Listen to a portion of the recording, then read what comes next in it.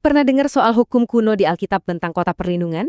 Mungkin kedengarannya kayak, ya sekedar catatan kaki sejarah aja gitu.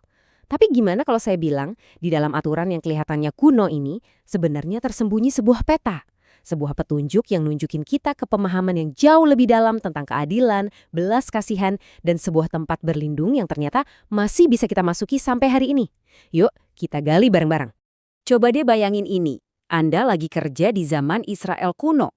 Lagi nebang pohon, tiba-tiba kapak terlepas dari gagangnya. Terjadi kecelakaan tragis, dan tanpa sengaja sama sekali, Anda menyebabkan kematian orang lain. Detik itu juga, hidup Anda jungkir balik. Anda bukan lagi petani, Anda jadi buronan. Dan hukum pada masa itu, wah nggak main-main, keluarga terdekat korban yang disebut Goel Hadam atau si penuntut darah punya hak penuh secara hukum buat ngejar Anda dan langsung balas dendam di tempat. Nggak perlu pengadilan, nggak ada pertanyaan. Darah dibalas darah. Itulah keadilan yang super cepat dan ya brutal pada masa itu. Panik kan pastinya? Anda tahu Anda nggak sengaja, tapi si penuntut darah mungkin nggak peduli. Setiap detik itu berharga banget. Nyawa Anda sekarang cuma bergantung sama seberapa cepat Anda bisa lari. Pertanyaannya, lari kemana? Nah, di tengah sistem yang kelihatannya keras ini, Tuhan menyediakan sebuah jalan keluar. Sebuah sistem yang penuh belas kasihan, yang dirancang olehnya sendiri. Bukan cuma satu, tapi sebuah jaringan kota-kota khusus yang tersebar di seluruh negeri. Tempat di mana seorang buronan bisa nemuin perlindungan. Tempat di mana keadilan dan anugerah bisa bertemu. Jumlahnya ada 6 kota, 3 di timur Sungai Jordan, 3 lagi di barat. Dan lokasinya itu diatur super strategis. Kenapa? Supaya nggak ada seorang pun di Israel yang lokasinya terlalu jauh buat lari ke sana. Aksesibilitas itu jadi kunci karena ini beneran perlombaan buat ngelamatin nyawa. Tapi ada aturannya. Perlindungan ini bukan buat pembunuh berdarah dingin ya. Ini khusus buat kasus yang nggak disengaja. Terus, Anda nggak bisa santai-santai, harus lari sekuat tenaga. Begitu sampai, kasus Anda diadili sama para tua-tua di gerbang kota. Kalau terbukti tidak bersalah, Anda aman. Tapi ada syaratnya. Anda harus tinggal di dalam batas kota itu. Kebebasan penuh baru bisa didapat pada momen yang sangat spesifik, yaitu saat imam besar yang menjabat waktu itu meninggal dunia. Nah, ingat-ingat detail yang terakhir ini ya, soalnya ini bakal jadi penting banget nanti.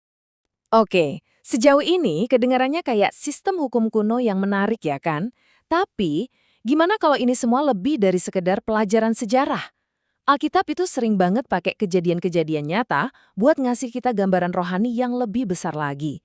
Kota-kota ini tuh semacam bayangan, petunjuk buat sesuatu yang jauh lebih besar lagi. Nah, buat memahaminya, kita perlu pakai kacamata khusus yang namanya tipologi.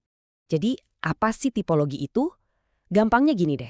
Ini tuh cara Tuhan ngasih semacam spoiler atau teaser dari rencana besarnya di sepanjang sejarah. Perjanjian lama itu isinya banyak tipe. Ini kayak cetak biru, kayak trailer film, atau kayak bayangan. Semuanya itu nunjuk ke depan, ke antitipe, yaitu bangunan aslinya, film utuhnya, realitas yang sesungguhnya di perjanjian baru. Coba pikirin deh, tipe itu ibarat bayangan dari sebuah benda, sementara antitipe itu ya bendanya itu sendiri. Bayangan bisa ngasih kita bentuk dasarnya, tapi bendanya punya wujud, punya substansi, punya realitas yang utuh. Nah, kota-kota perlindungan ini adalah bayangan yang luar biasa, tapi pertanyaannya, siapa atau apa realitas yang sedang mereka bayangkan? Disinilah semua kepingan puzzle-nya mulai nyambung.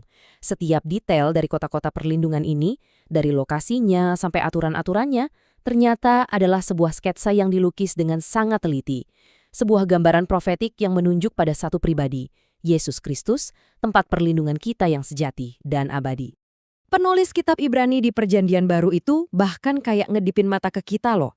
Dia pakai bahasa yang sama persis waktu ngegambarin orang percaya, yaitu mereka yang telah lari untuk berlindung.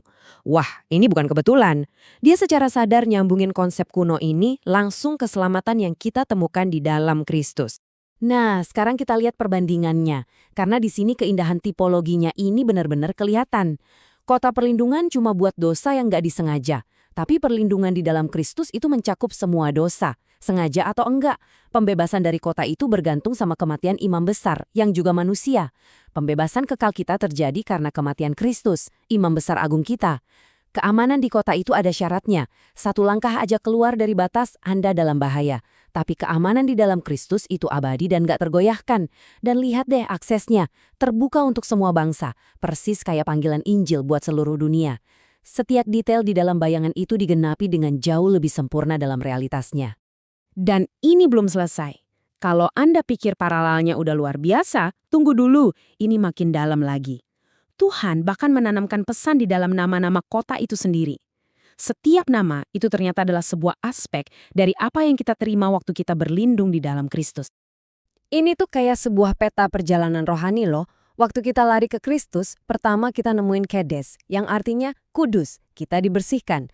Terus kita sampai di Sikem, yang artinya bahu, dia yang mikul semua beban kita. Setelah itu, kita dibawa ke Hebron, artinya persekutuan. Hubungan kita sama Bapa dipulihin lagi. Di sana, kita aman di dalam Bezer, benteng pertahanan kita. Dari situ, dia ngangkat kita ke Ramot, artinya ketinggian surgawi. Dan akhirnya, kita mengalami Golan, yang artinya sukacita abadi. Keren kan? Ini bukan sekedar daftar nama, ini tuh kisah lengkap tentang apa yang Kristus lakukan buat kita. Jadi, poin utamanya adalah ini. Meskipun kota-kota itu adalah gambaran yang indah banget, realitas di dalam Kristus itu jauh lebih unggul. Dia nggak cuma mengenapi bayangan itu, dia melampauinya dalam segala hal. Coba deh kita renungkan bedanya. Perlindungan di dalam Kristus itu bukan cuma buat kesalahan kecil, tapi buat setiap dosa. Kita ndak perlu lari berkilo-kilometer. Dia itu hanya sejauh doa. Keamanan kita nggak dibatasi tembok kota, tapi dijamin sama status abadi kita di dalamnya. Dan ini yang paling penting, imam besar di kota perlindungan itu pada akhirnya akan mati. Imam besar agung kita memang mati, tapi dia bangkit lagi dan hidup selamanya, menjamin perlindungan kita untuk selama-lamanya. Dan inilah hal yang paling mengubah segalanya. Orang yang ada di kota perlindungan itu, statusnya tetap buronan yang diasingkan. Gak berubah. Tapi di dalam Kristus, status kita diubah total. Kita bukan lagi pelarian, tapi kita ini anak-anak yang dibawa pulang, dipulihkan sepenuhnya, dan dikasih warisan kekal. Jadi ini pemikiran terakhir buat kita, kota-kota kuno itu punya tembok, punya batas. Tapi perlindungan yang kita temukan dalam Kristus itu nggak ada batasnya. Jadi pertanyaannya buat kita renungkan adalah, apa artinya buat Anda hari ini untuk tahu bahwa ada tempat berlindung tanpa batas yang selalu tersedia? Sebuah tempat aman yang bisa Anda masuki kapan saja, di mana saja, nggak peduli apapun yang sedang mengejar Anda.